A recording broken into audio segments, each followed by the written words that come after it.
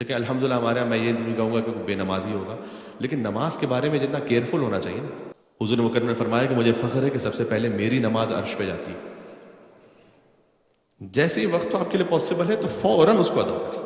Uber کی مثال دو تاکہ بات سمجھ میں آ جائے، پتہ نہیں نام لینا بہتر تھا یا نہیں تھا. کبھی سرچ لگا ہوتا ہے ملٹیپلائی 5، وہ اول وقت پہ سرچ لگا ہوا ہے.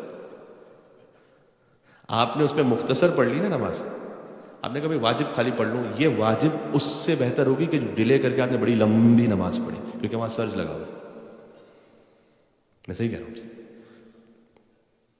تو آپ کوشش کریں کہ جیسے ہی وقت ہے اس سے پہلے ریڈی رہیں. اس پہ میں کبھی ہو سکتا ہے بات کروں گا، بچوں کی تربیت کے اعتبار سے بہت ضروری ہے، ویری امپورٹنٹ. اس پہ ہماری توجہ نہیں رہتی تھی. اب آج کل معاملہ کیا ہے کہ پہلے تو ہوتا تھا کہ چلیں کسی کے لیے آفس ہے، جاب ہے، کوئی مشکل ہے تو اس نے تھوڑا سا قضا تو کرنا پھر بھی الاؤڈ نہیں، لیکن ڈیلے کر دیا. لیکن اب تو یہ کہ نہ کوئی دنیا کا کوئی کام ہو رہا ہے نہ کوئی آخرت کا کام ہو رہا ہے، خالی ریلز دیکھی جا رہی ہیں آدھے گھنٹے تک اور نماز کا وقت نکل رہا ہے.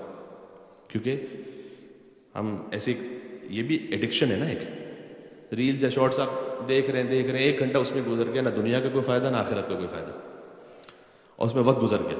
اس طرح سے تحقیر نہ کرے نماز کی، کیونکہ حدیث میں ہے کہ جو اس طرح سے کرنے کا عادی ہو جائے تو نماز کہتی ہے ضیعتنی ضیعک اللہ، تو نے مجھے ضائع کیا، اللہ تجھے ضائع کر دے گا. تو حدیث میں کہ استعینوا بالصبر والصلاۃ، نماز اور صبر سے مدد حاصل کرو. ظاہر اس کا کیا ہے؟ نماز اور صبر. خود امیر المومنین کا کلام ہے، سلمان فارسی سے کہ الصبر ہوا رسول اللہ. اس کا ایک باطن بھی ہے. باطن یہ کہ صبر سے مراد ہے رسول اللہ، یعنی رسول اللہ سے مدد حاصل کرو. والصلاۃ یا اقام و ولایتی، مولانا کا نماز کا مطلب ہے میری ولایت کو قائم کرنا. اس کا باطن یہ ہے وَإِنَّهَا لَكَبِيرَةٌ إِلَّا عَلَى الْخَاشِعِينَ. اس لیے امام نے کہا آگے اللہ نے کہا ہے نماز سخت ہے مگر یہ کہ جس کا دل اللہ کے سامنے جھکا ہو.